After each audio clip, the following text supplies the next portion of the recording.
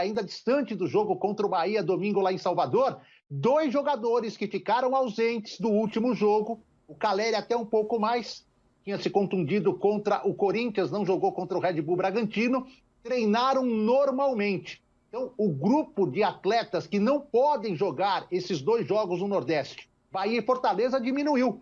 Apenas o Valse, que tem uma lesão de quase 2 anos, o William, que passou por uma artroscopia, o Galeano, que passou por uma cirurgia agora recentemente, e também o Luan, que está na fisioterapia na fase de transição.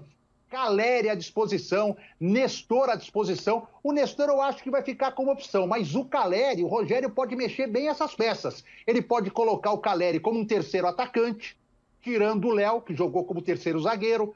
Pode substituir o Luciano, que não vem tão bem assim, e formar uma dupla de argentinos com Rigoni e Calleri. Ou pode até, pela questão física, deixar o Calleri no banco para uma eventualidade no decorrer da partida contra o Bahia e para ele se condicionar melhor e jogar, quem sabe, como titular contra o Fortaleza. Então o Rogério ganha muitas opções para formar o seu time nesta partida do próximo domingo. Por falar em reforços, tem meu caro Felipe, que se ele estivesse jogando, estivesse nesse momento no CT como está, certamente o torcedor estaria sorrindo. Pena que a carreira dele já acabou. Mas ele está fazendo um estágio no São Paulo com o Rogério Ceni. Trata-se de Kaká, revelado pelo São Paulo, 2 passagens pelo Tricolor e que brilhou com a camisa da seleção e com as maiores camisas do futebol europeu, melhor do mundo. E a gente ouviu aqui um pouquinho do Kaká e do Rogério conversando sobre essa parceria que está rolando por tempo determinado, é verdade, mas esse Rogério de um lado, Kaká do outro, Muricy, olha que trio que está lá no CT da Barra Funda. É isso. Muito bem, olha só, hein, Felipe. Fala, Edu. Kaká, se resolver ser treinador, pode pintar no São Paulo. E lá na base tem só o Alex. É bem servido no futuro São Paulo ou não?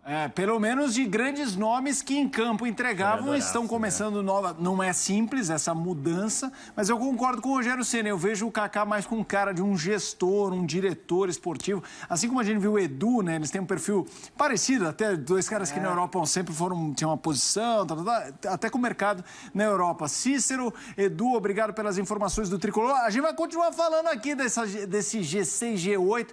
Você acha que esses 2 têm punch para lutar por Libertadores? Tem uma tela, né? A gente tem uma tela do Edu falou dos lesionados. Então vamos colocar, vamos mandar bala essa história de alguns contratos que estão para terminar, alguns caras que podem ficar, outros que podem sair. Vamos lá, a gente coloca na tela agora. Quem você acredita que tem mais punch, Fluminense ou São Paulo? Eu acho que o momento do São Paulo em desempenho é melhor. O time vem numa crescente, eu acho que o São Paulo tem da onde se tirar mais. Acho que tem da onde tirar mais qualidade, acho que tem onde mais, vamos dizer assim, mais espaço para crescer dentro da competição. O São Paulo acho que tem um elenco mais qualificado. E o São Paulo, como eu falei, acho que ele tem mais margem de crescimento. Acho que o São Paulo vem demonstrando isso com o Rogério nos últimos jogos, com o próprio Crespo na temporada jogou mais do que vinha jogando com o treinador argentino. Então acho que é quem está mais... Acho que o momento é melhor. O Fluminense, eu acho que ele vai... O Fluminense já está nessa briga e eu acho que ele vai permanecer até o final. Edu, a gente colocou aqui alguns nomes, situação 2022. Vai que ninguém é melhor para falar disso que você, Edu. Então, Felipe, até porque o Rogério desmentiu na coletiva da última partida ter indicado Arão, o Felipe Alves, goleiro do Fortaleza, mas reconheceu que algumas mudanças vão acontecer. Então, esses são jogadores que não devem permanecer. O Perry, o São Paulo está tentando negociar, da base. O Rodrigo Freitas também. O Perry já esteve até no futebol inglês por 6 meses. O William, o contrato dele termina em dezembro, jogou menos de 10 partidas com a camisa do São Paulo, não deve renovar. O Shailon já saiu, já voltou e não conseguiu abrir espaço, também deve ser uma opção aí ou de troca ou de negociação com o mercado para 2022. E tem os mais valorizados, né? O Benítez, o empréstimo só vai até dezembro. O Galeano, que está machucado, também até dezembro.